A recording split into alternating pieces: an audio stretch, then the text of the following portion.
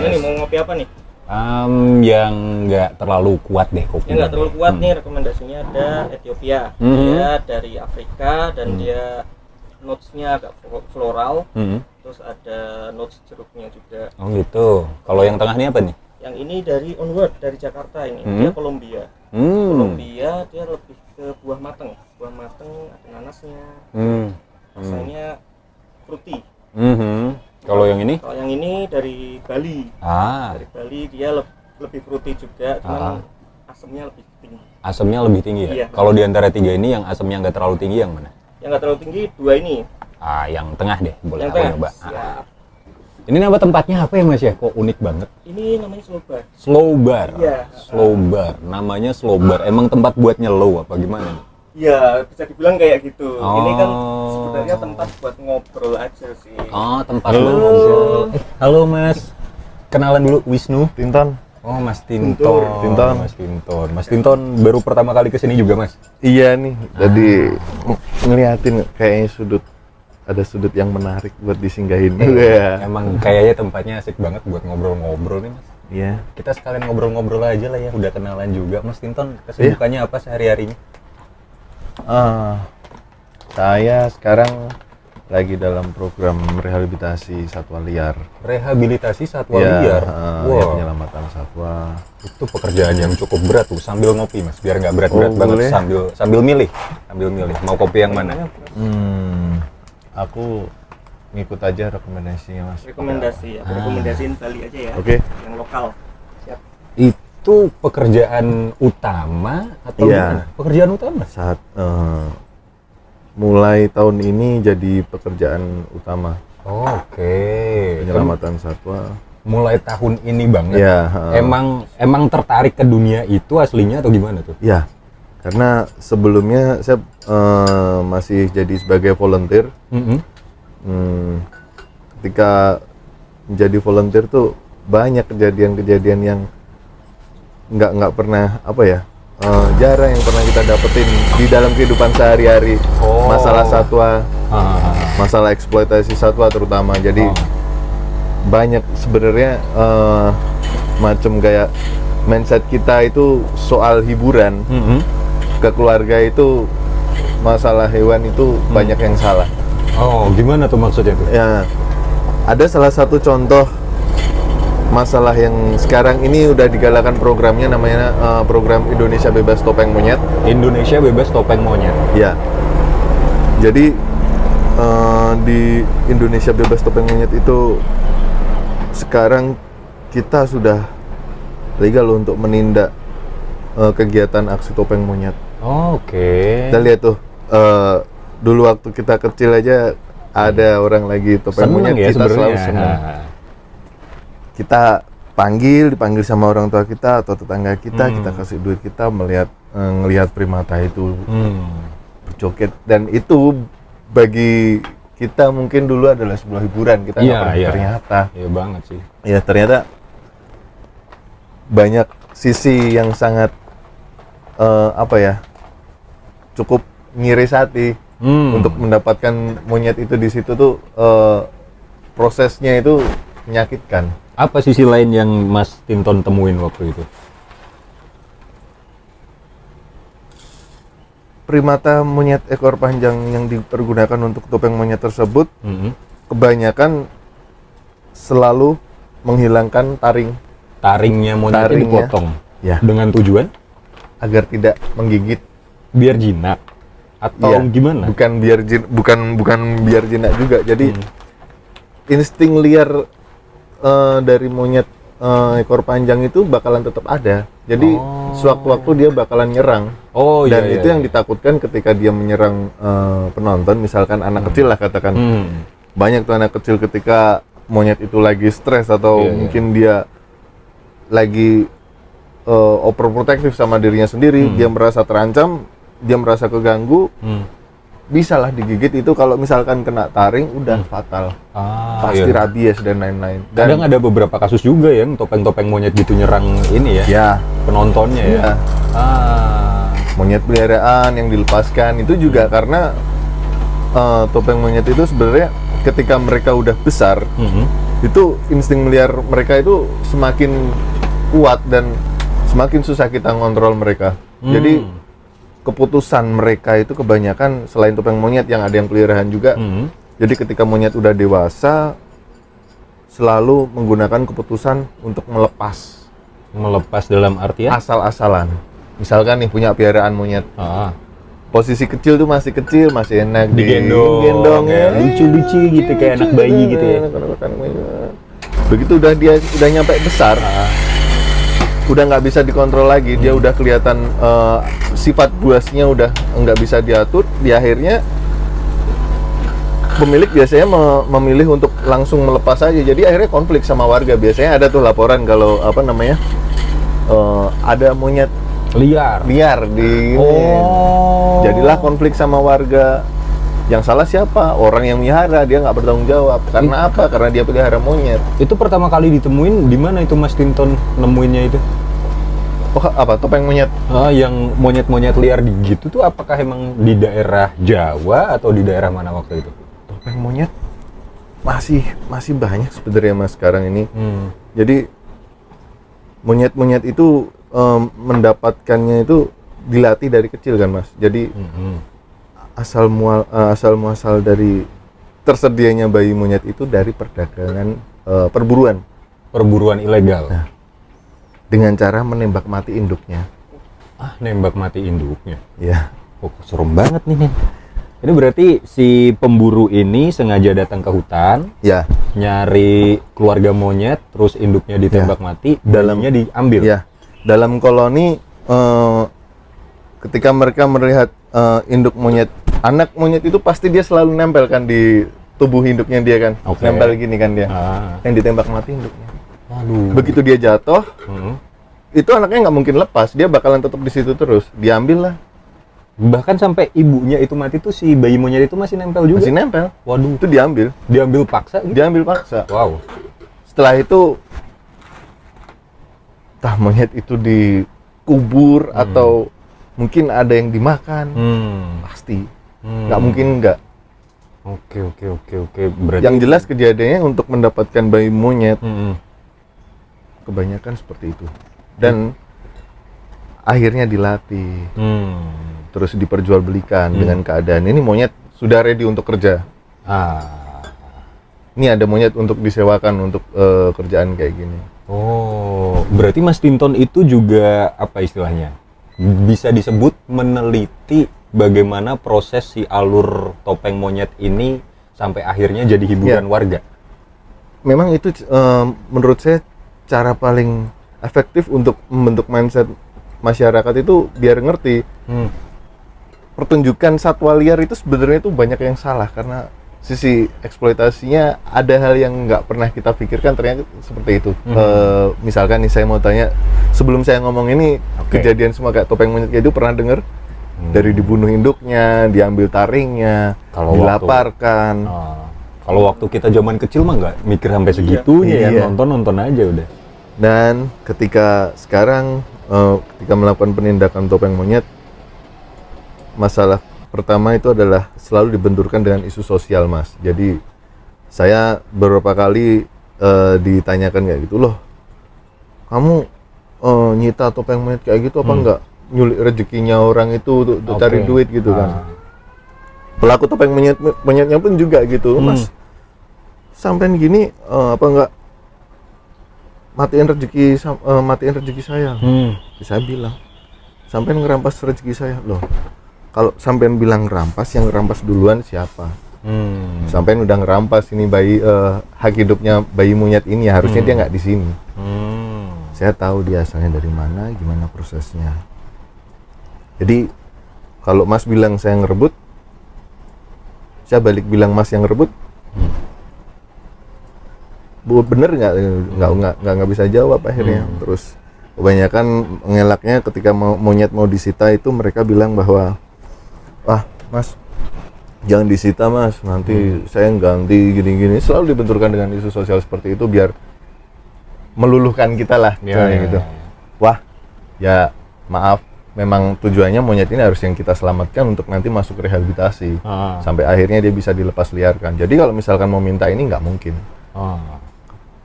dia beralasan bahwa jangan mas ini apa namanya saya nyewa gini. Ya udah, nanti saya kalau kamu nggak mau ganti orangnya kontak aja. Itu Langsung. berarti si pemilik usaha topeng monyetnya pun masih menyewa monyet itu. Bro, kayak seperti organisasi mungkin dia mereka, jadi mungkin ada seperti itu. Berarti ini kali ya, mungkin kita berpikir buruknya adalah si pemilik usaha hiburan topeng monyet ini bayar ke orang juga per bulannya mungkin atau per tahunnya. Iya, karena beberapa orang yang sudah sudah pernah ditangkap sama Satpol PP itu mereka bilangnya ada dari beberapa wilayah, Mas. Penyalur topeng monyetnya ini. Iya. Oh, oke. Terus ada beberapa kelompok kayak gitu macam. Sambil ngopi dulu ya, Mas. Boleh. Ya. Gimana Mas? Wah, pas nih siang-siang begini biar makin melek, Mas. Lanjut ngobrol lagi. Ini seru nih obrolannya nih. Jadi Ini tadi apa nih? Ini yang mana yang tadi? ini tadi yang Kintamani. Oh, yang ini. Kintamani. Oh, yang ini. yang tengah ding ya. yang bener. ini ya, nanti ya. Nanti Mas Tinton yang Oke. Kintamani ya. Ini lumayan sih, pahit sama asemnya pas buat lidah aku sih. Obrolan kita tadi sampai si penyalur monyet-monyet Iya. itu. Itu sampai akhirnya ditindaknya seperti apa terus? Apakah sampai memang benar-benar penyalurnya ditangkap? Masih belum. Terus ya untuk saat ini kita masih sangat untuk nge-push Pemprov ya, pemerintah lah, untuk lebih menegaskan masalah hukum kesejahteraan satwa, pemanfaatan seperti ya ini kayak topeng monyet. Karena mau kita menyidak mereka seperti apapun, kalau misalkan nggak ada peraturan yang bisa lebih dipertegas, mereka akan tetap selalu ada. Jadi harapan kami sih ya nantinya bisa ada sebuah hukum yang bisa melindungi kesejahteraan satwa liar seperti masalah kayak tadi ya, monyet. Tapi di tahun 2021 ini kan kayaknya udah mulai nggak banyak yang topeng monyet gitu ya, Mas ya? Atau sebenarnya gimana? Apakah masih banyak juga? Masih banyak, Mas. Masih banyak banget. Dan setelah beberapa kali kemarin itu Semarang Kota sama Semarang Kabupaten udah melakukan penindakan, yang biasanya di lampu merah jadi bergeser ke perkampungan. Oh, kayak pindah gitu. tempat mereka. Ya, agak susah dilacak kadang. Terus sebenarnya Semarang memang masih belum banyak volunteer untuk membantu program ini gitu loh. Volunteer Jadi, ke situ dan concern ke situ ya, masih jarang. pengen sih nantinya pengen bikin acara untuk nyari sumber daya Volunteernya manusia volunteer yang Ah. mereka yang peduli dan bisa membantu program ini. Oke. Nantinya biar ke depan jalannya enak gitu, biar lebih gampang. Itu sendiri Mas Tinton waktu mau jadi volunteer awalnya gimana, Mas? Saya ketemu dengan teman namanya Mas Hamang dulu. Pertama diajak masalah mamal, jadi mamalia air, lumba, haus terdampar kayak gitu.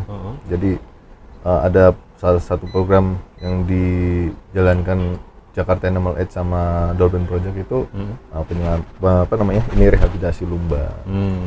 Gitu. Sekarang prosesnya untuk merilis mereka kembali. Itu zaman juga dari pertunjukan lumbanya. Lumba-lumba tapi ini ya banyak kan di sirkus gitu ya?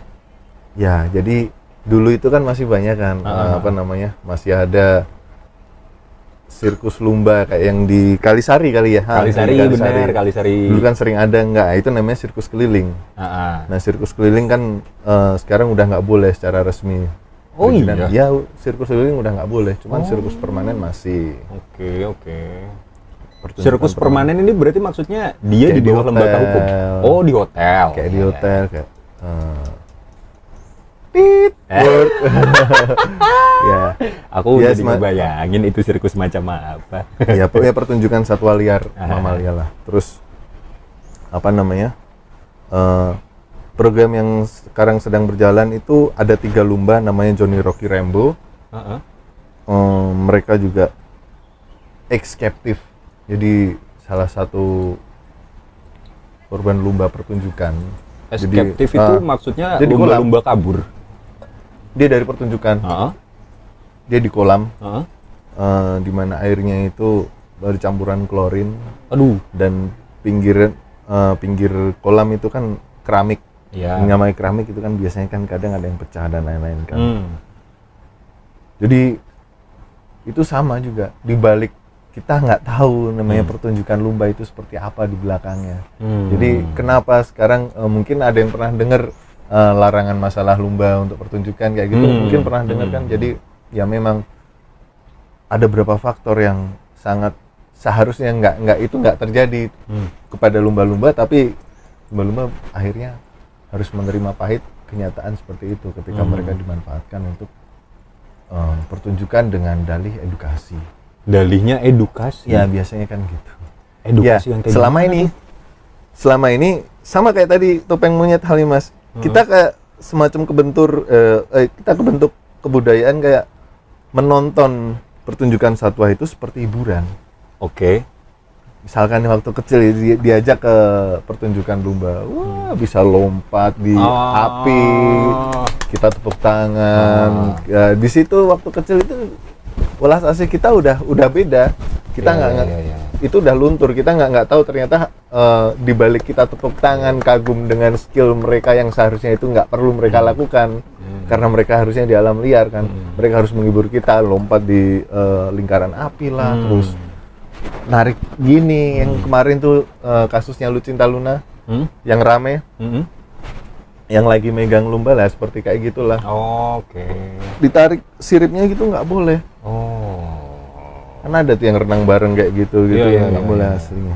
Jadi di dalam sebuah captive itu kayak Johnny Rocky Rambo itu mereka punya ada sebuah masalah. Jadi karena kebisingan dan tepuk tangan kebisingan musik dan tepuk tangan penonton itu di dalam kolam memantulkan suara yang sangat mengganggu sonar mereka.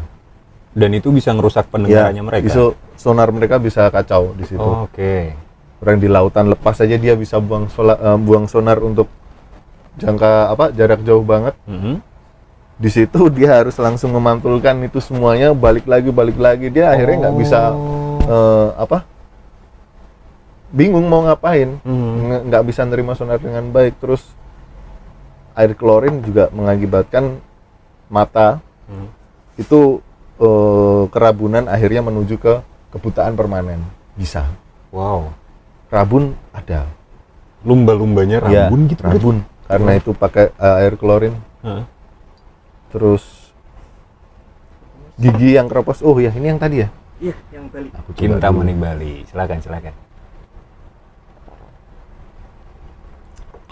Ya. Kenapa begitu? Masih siang nih Mas, minum banyak kopi loh. Minum kopi paling enak gitu, biar udaranya keluar tuh. Coba aku coba ya. Karbon dioksidanya keluar. Mantap. Emang lebih enak gitu sih. Lanjut lumba-lumba gimana tuh? Tadi nyampe mana tadi? Lumba-lumbanya rabun. Oh iya, rabun, terus gigi keropos. Oh, lumba-lumba tuh punya gigi? Punya. Aku baru tahu. Dan ketika keroposnya itu karena klorin. Dan dari keropos itu akhirnya mungkin kayak orang sakit gigi kali ya, dia push, entah itu dia merasakan stres tuh, pusing karena kesakitan, itu keropos. Ada sebuah sesi biasanya lumba itu nyium. Ya, nyium penonton. Nah, itu gigi diratakan biasanya. Dengan tujuan? Biar tidak gigit, sama kayak kejadian kayak monyet tadi. Kenapa? Karena semua satwa liar pasti punya insting seperti itu. Mereka punya gigi, tapi semua itu dihilangkan karena lebih mementingkan pola kebutuhan pikir hiburan kita, itu ya? Kebutuhan hiburan. Waduh, nggak nyangka sih ternyata di balik tepuk tangannya kita ada lumba-lumba yang tersakiti. Sejauh itu loh ternyata loh. Kropos, terus badan dibentur-benturkan ke pinggir kolam. Ini yang aku nggak tahu nih, dibentur-benturkan ke pinggir kolam tuh kenapa dia? Dia stres. Oh, itu lumba-lumbanya sendiri yang stres terus membenturkan badannya ke pinggir kolam. Iya. Bukan karena ini si lumba-lumbanya ini nggak nurut terus pemiliknya ngehukum dia dengan ngebenturin di pinggir kolam gitu enggak? Dia stres. Ya karena tadi semua. Entah dia mungkin merasakan sakit di gigi, entah di mata, entah karena sonar dia. Selama dia di captive kayak gitu. Dia punya, bisa dibilang gila, bisa sama kayak manusia. Padahal mereka membentur-benturkan, terus juga kita berendam di kolam renang dengan air klorin, kelamaan aja rasanya kayak gimana. Iya sih, kulitnya apalagi kita juga dia nggak enak ya. dari pertama masuk nyampe akhirnya dia nggak tahu kuatnya kapan. Padahal ada penelitian yang nunjukin kalau lumba-lumba bisa menyembuhkan autisme. Nah, ya kan? itu yang masih mungkin ini jangan dibahas dulu kalau yang autisme ini. Tapi kalau lumba-lumbanya dibegituin ya gimana caranya nanti kita bisa sembuh juga. Terus akhirnya rehabilitasinya itu diselamatin sama teman-teman Mas Tinton. Disita oleh negara. Disita oleh negara. Disita oleh negara, terus bekerja sama dengan kita bekerja sama dengan pemerintah bahwa untuk merehabilitasi 3 lumba ini, ex captive ini. Jadi, berarti benar-benar udah di bawah lembaga hukum ya Mas ya? Ya, jadi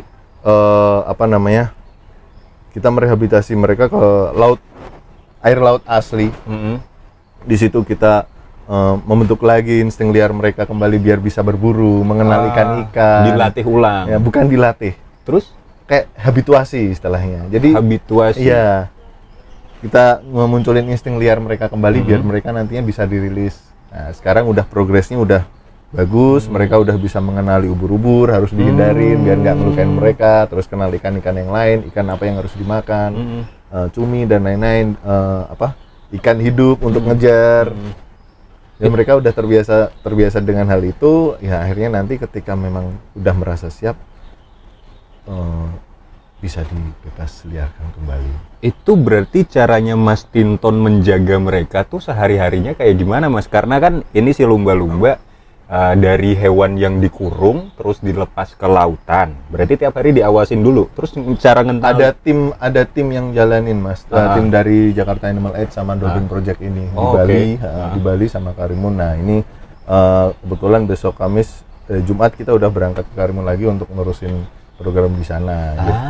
Itu. Di Karimun nanti ada edukasi untuk anak-anak SD, TK, SMP. Oh, berarti Mas Tinton dan teman-teman ini mengedukasi anak-anak ya, SD juga. Kita juga ada kegiatan seperti itu. Itu kegiatannya ngapain tuh? Ya kita pengenalan masalah lingkungan, masalah satwa. Seperti itu. Ya, kita bekalin mereka karena dari semua masalah yang kita dengar tadi kan kita dari kecil nggak tahu nih ada masalah ternyata seperti itu. Begitu gede miris banget sih rasanya. Dengan datangnya saya dan tim, kita mencoba untuk membantu memberikan anak-anak kecil tersebut bekal bahwa pertunjukan satwa ini ada yang salah. Kita harus benahin, terus kita didik mereka biar nanti mereka ketika dewasa mereka punya bekal pengetahuan tersebut dan mereka bisa menyalurkan ke teman-teman sekitar mereka. Harapan kita itu. Dan ini udah bergerak berapa lama Mas? Udah lama Mas, tapi memang saya baru aktif dan jadi staf jaan ini Januari kemarin itu. Emang volunteer. Kalau Mas Tinton tuh emang sebenarnya ada kesukaan sama hewan kah atau gimana? Hewan apa itu? Pertama kali banget. Ya kalau biasa dia apa? Kalau yang awal hewan-hewan yang normal kucing anjing lah. Kucing. Terus lama-kelamaan. Ya, ada satu penjelasan juga Mas masalah tadi satwa liar sebagai pemeliharaan. Jadi saya juga pernah melakukan kesalahan. Apa tuh? Dulu kan beberapa waktu lalu kan juga bukan beberapa waktu lalu ya, sering pernah ada masalah monyet peliharaan artis-artis tuh. Yang bukan artis sih, public figure lah. Terus akhirnya jadi kasus dan lain-lain kayak gitu. Nah, ternyata hal seperti itu sangat mempengaruhi pasar satwa liar penjualannya. Sangat mempengaruhi pasar satwa liar. Berarti kayak ibaratnya perdagangannya itu makin jadi meningkat. Karena dipublish oleh public figure tersebut. Karena masyarakat nonton public figure punya hewan begitu, masyarakat juga boleh punya dong gitu. Dan padahal kenapa kita lawan? Oke lah, kamu bilang kalau misalkan aku sayang kok aku kasih makan gini nih gendut, aku suntik. Itu kasih sayangmu kepada kamu bentukin dengan perhatianmu. Oke, itu kasih sayangmu. Cuman ada hal yang seharusnya kamu bisa apa sih istilahnya, toleransi. Jadi ketika kamu membeli monyet tersebut terus akhirnya memamerkan ke sosial media sebagai public figure, akan menimbulkan efek seperti tadi. Wah, aku juga pengen nih, lucu nih, gini-gini. Mindset berubah karena lucu dan sayang. Terus yang nggak tahu mereka adalah awal mula bayi monyet tadi kan didapat dengan cara membunuh induknya kan. Dengan Mas mempunyai rasa belas kasihan kepada monyet tersebut karena dijual di pasar, Anda membeli, bawa balik, kandang kosong, itu pasti diisi lagi, Mas. Dan perburuan pasti bakal ada lagi, selamanya kayak gitu sirkulasinya. Karena demand-nya ada terus. Iya. Selama mindset kita memelihara mereka atas dasar kasih sayang itu seperti itu, ya monyet yang terjadi dia bakalan selalu akan meningkat terus. Perburuan mereka karena pemeliharaan kayak gitu. Padahal mah ya kasih sayang si anak monyet ini juga udah bisa didapetin dari ibunya ya. Kenapa kita yang manusia malah pengen nyayang monyet, nggak nyayang anak sendiri? Dan proses mereka untuk merilis itu nggak gampang. Merilis ya itu maksudnya gimana? Menangkap. Ada orang tadi kan piara satu dari kecil nih, masih sayang. Begitu udah gede nggak bisa diatur, sifat buasnya keluar, sering gigit, akhirnya dia cuma di kandang, di rantai, udah bosen, dilepas, konflik kan ke orang. Nah masalahnya akhirnya bakalan kayak gitu terus. Nah kalau misalkan kita nih, mungkin kita tinggal di daerah komplek yang deket sama public figure itulah.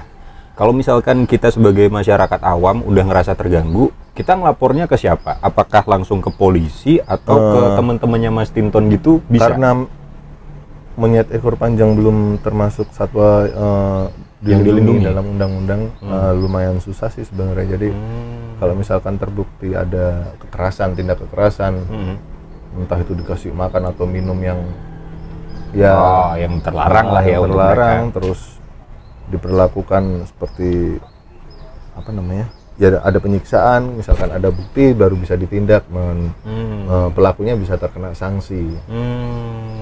Berarti selama kalau misalkan si pemilik ini udah melakukan pembiaran begitu aja nggak boleh kita laporin?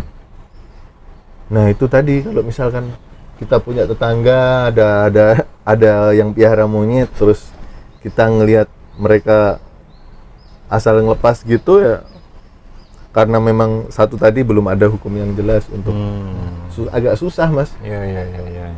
Dan ya dilema juga. Itu yang sedang diperjuangkan sama Mas Tinton. Biar orang, biar orang nggak asal mereka piara, ketika udah dewasa nggak bisa diapain, lepas aja gitu.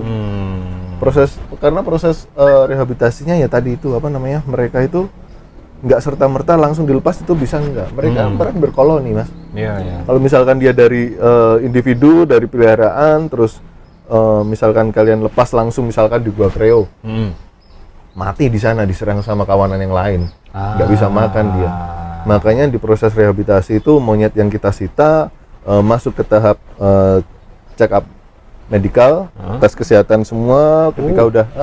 Ketika udah dinyatakan sehat, layak, terus akhirnya dipindah ke tempat untuk membuat koloni tadi. Jadi ada kandang besar, terus ada skat-skat gitu, dikenalin dengan yang lain biar terbiasa. Nanti rilisnya bareng-bareng, bikin kelompok baru. Nggak bisa kita rilis salah satu langsung gitu. Itu hebat bener teman-temannya. Ada dokter Mas Tinton dan teman-teman Mas Tinton itu ilmunya dapat dari mana tuh dulu akhirnya bisa menemukan monyet harus dikumpulkan begitu, melatih ulang kembali. Ya, bikin mereka biar bisa liar kembali. Itu bukan hal yang mudah. Kan? Dan saya akuin juga teman-teman yang di lapangan seperti dokter yang mereka selalu sedia di sana untuk cek kesehatan dan lain-lain, yang bersihin kandang, ada yang ngerawat, semua yang terlibat di sana itu ya orang-orang luar biasa sih menurut saya. Butuh kesabaran yang tinggi banget sih ya, Mas. Nggak semua orang bisa melakukan seperti itu.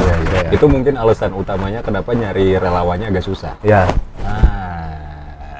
Tapi pernah nggak sih Mas Tinton nyoba nawarin ke orang gitu, ngajak juga?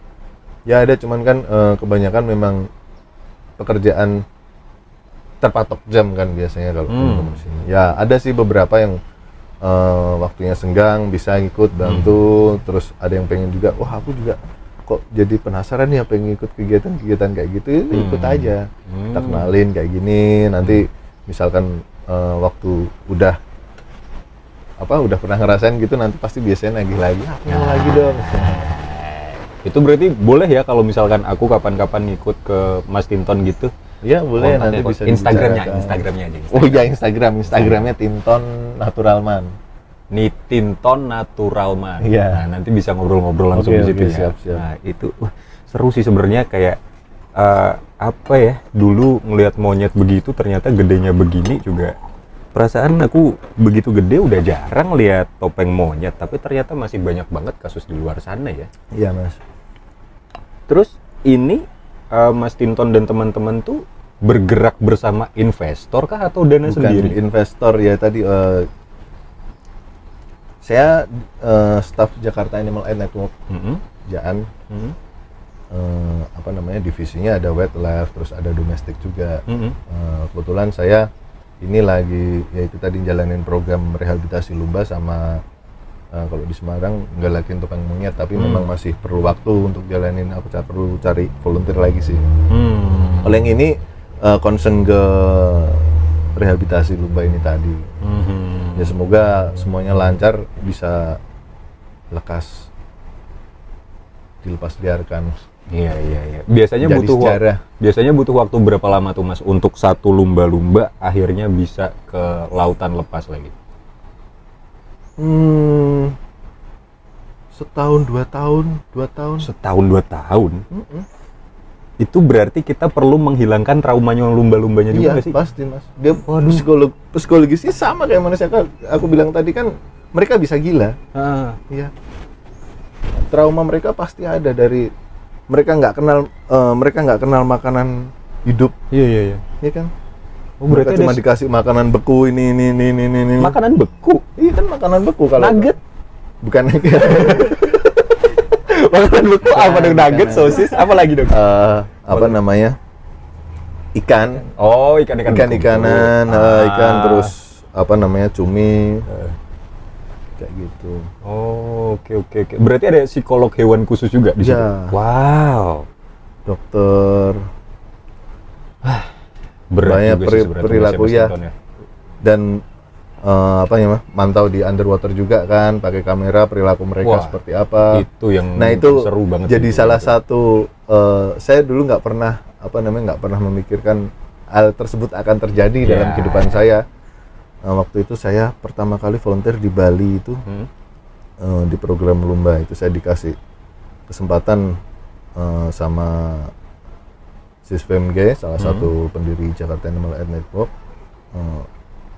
Oke, karena memang tugas saya waktu itu saya lebih ke dokumentasi, jadi saya juga kebetulan bisa free dive, terus dikasih kesempatan untuk nggak apa-apa kalau misalnya kita memang lagi butuh dokumentasi, terus akhirnya saya dokumentasi sebisanya. Pertama kali ya takjub Mas Moste. Iya. Secara aku baru kali ini baru pertama kali itu aku secara deket langsung Rekam lumba-lumba ternyata underwater ya. Oh, perilaku mereka ternyata seperti ini ya. Memang di tahap di tahap rehabilitasi itu kan memang perlu untuk pemantauan gimana tingkah laku mereka, terus ya kita belajar dari pola mereka gini, ada yang nyatet Di dalam nanti, laut gitu nyatet? enggak, jadi kan mereka kan kadang kan ada yang berapa menit gitu dia keluar untuk ngambil nafas gitu kan. Iya. Oh, itu ada yang sambil hitungin laporan gitu ya.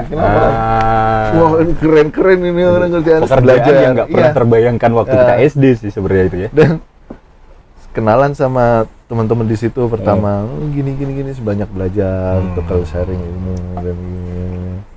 Oh, ini kalau gini banyak belajar. Akhirnya ya secara lama kelamaan terbiasa paham dan apa yang nggak boleh dilakukan, apa yang boleh dilakukan, akhirnya bisa milah sendiri. Gitu. Karena nggak sembarang orang bisa masuk sana, karena itu tempat rehabilitasi, bukan untuk Main-main. orang datang terus lihat bisa swimming bareng, enggak. Itu benar-benar pure tempat rehabilitasi lumba untuk kita melepasliarkan mereka nanti. Pokoknya tempat untuk menyembuhkan kembali. Iya. Jadi nggak bisa main-main ke sana ya. Iya.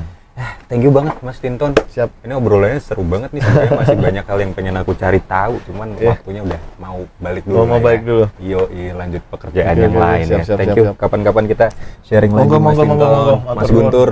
Makasih banyak ya. Jangan lupa minum dulu abis ini. Lupa nih. Balik ya. Balik semuanya ya. Hati. Yuk. Matur nuwun. Yuk.